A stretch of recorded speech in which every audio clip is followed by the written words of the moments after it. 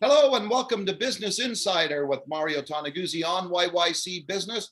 Joining me today is Phil Soper, President CEO of Royal LePage Canada. Thanks for joining us today, Phil. Always a pleasure. All right, let's talk about the boomers. Royal LePage put out a new survey today on the boomer population and the housing market. It showed that 3.2 million boomers, which I guess I'm one of them, Me too. are considering a home purchase in the next 5 years, although I'm not, hopefully I'm not considering one right. But so 3.2 million, that's a lot of people.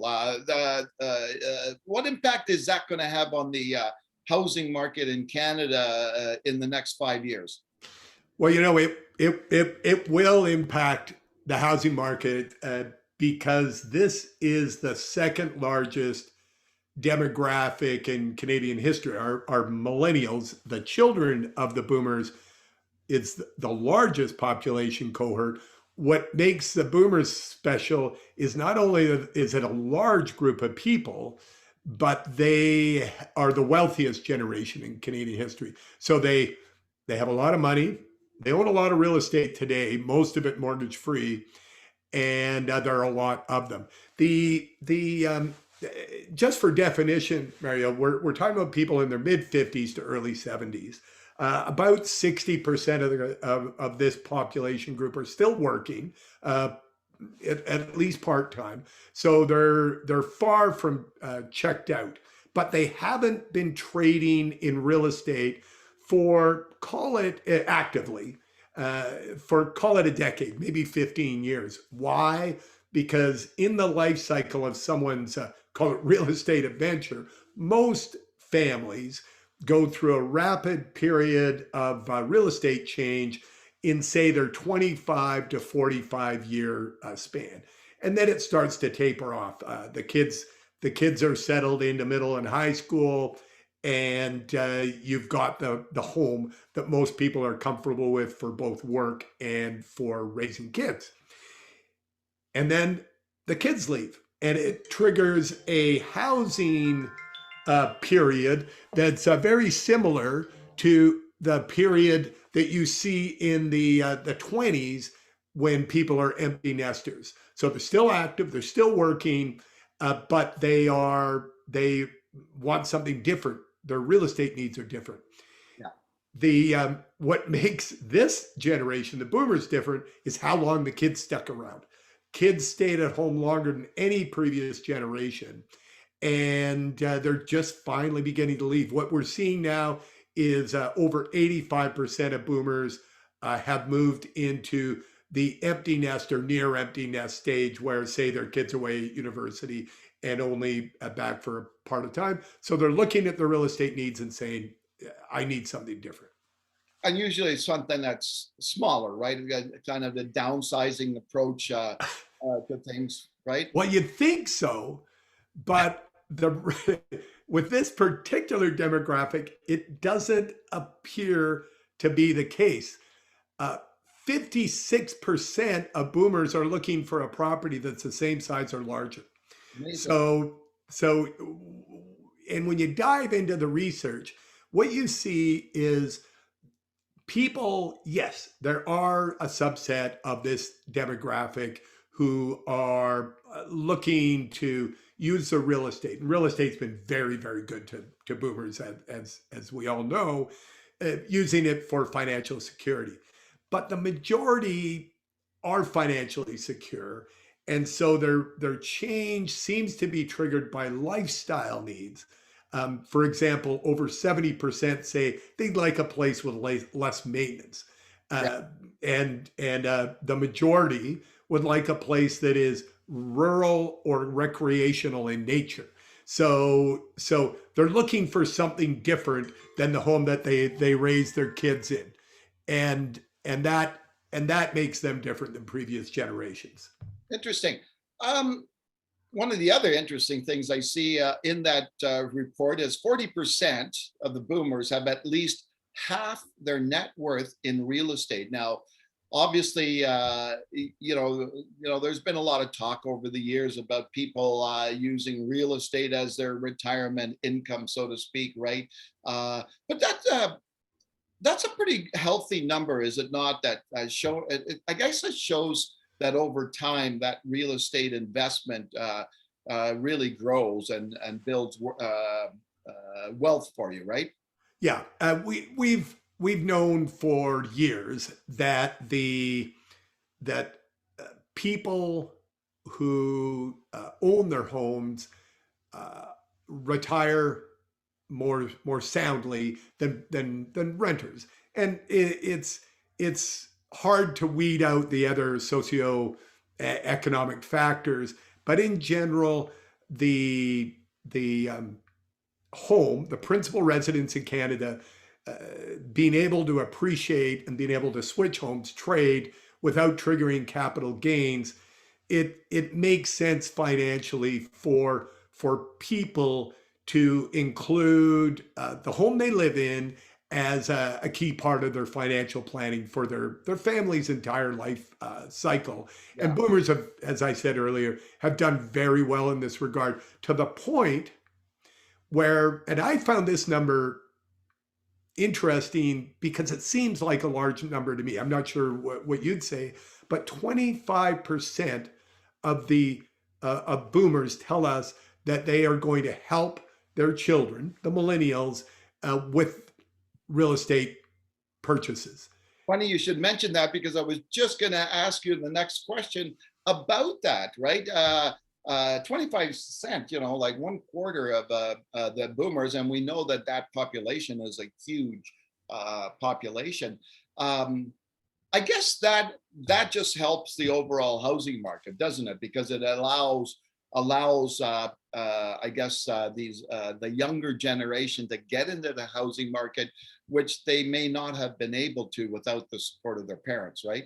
Absolutely, absolutely. And particularly, it's actually pretty good in Alberta. But if you move over the Rockies to Vancouver, for example, where homes are double the price and more Yeah. for the same home, you do see the home ownership rate slightly lower. If we're talking 70% in Alberta, you're looking at at least 6-7% lower home ownership rate in Vancouver, and that much more of a barrier for young people to get in the market. So you actually do see heightened, the bank of mom and dad becomes increasingly more important as the average home price of a community goes up. Yeah. Now I noticed in the survey it did say 84% of boomers, have homes, are homeowners, which is one of Yes. the highest rates in Canada. Oh, Why do you think, in Alberta, it's such a high rate of home ownership over time? yeah. You know what? We're looking at 78% of people on the. Actually, you're right. That's across the prairies. If you look at Alberta, it's 84% of people own their homes. It's a combination of things. One, affordability. Uh, Homes are more affordable in Calgary and Edmonton and across the province than in the other big three population centers in Canada: British Columbia, um, Ontario, and even Quebec now. So you've got affordability. Secondly, the average family income in Alberta is it's been stalled a bit over the last 5 years as the province retools economically, but it's still tied for the highest in the country with British Columbia and Ontario. So very high incomes and much lower home costs have translated into the highest home ownership rate in Canada, and one of the highest in the developed world. So That's it. owning a property is very, very common in Alberta. Well, let's not forget too, right, that the boomers are the ones that came through a lot of the booms in the oil patch, right? And Exactly. so as you mentioned, the salaries are great, but the other thing that people maybe in the rest of the country don't understand is that those professionals in the oil patch a lot of bonuses, a lot of stocks, etc. So they made a lot of money, when the oil patch was booming.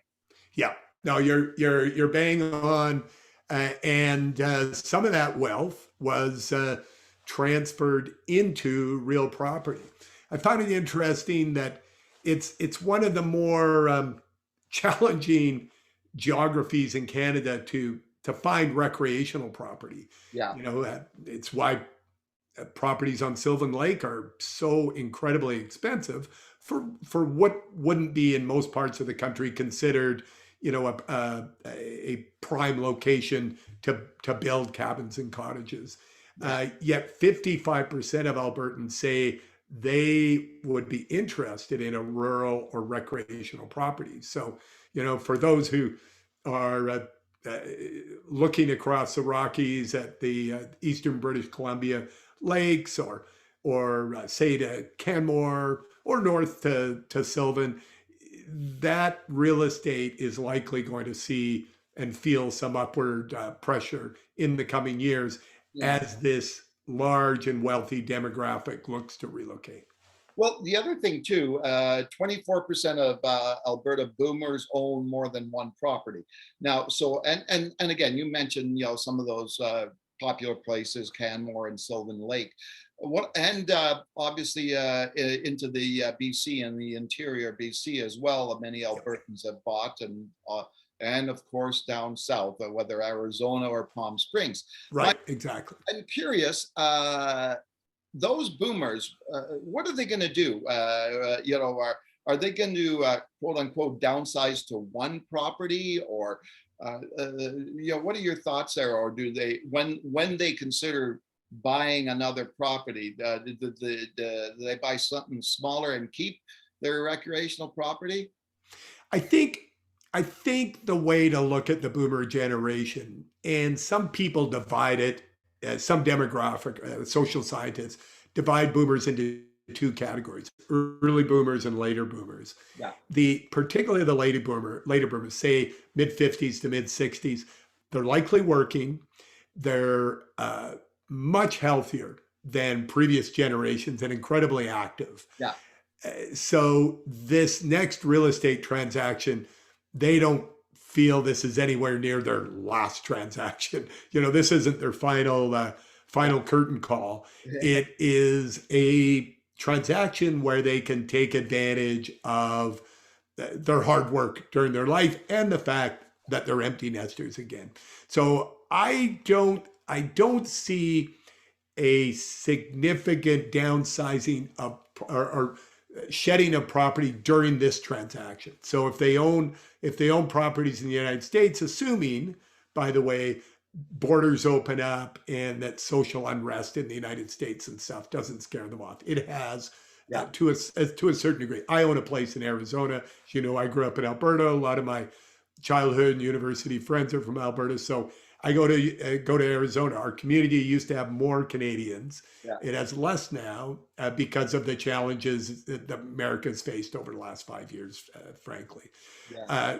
So if that pushed aside, I see them hanging on to those properties. I see them hanging on to, say, the cabin in Canmore and the smaller place, say a condo in Calgary.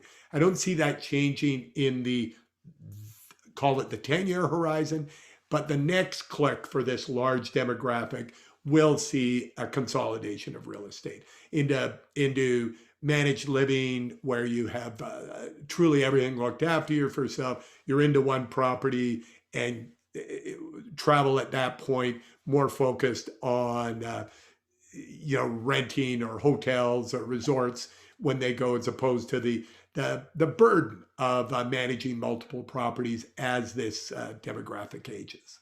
Okay, super. Well, thanks very much, Phil, for that very informative discussion on boomers. Thank you for joining us today. Hey, my pleasure, Mario, and you guys take care, and good luck with your own real estate decisions over the next decade.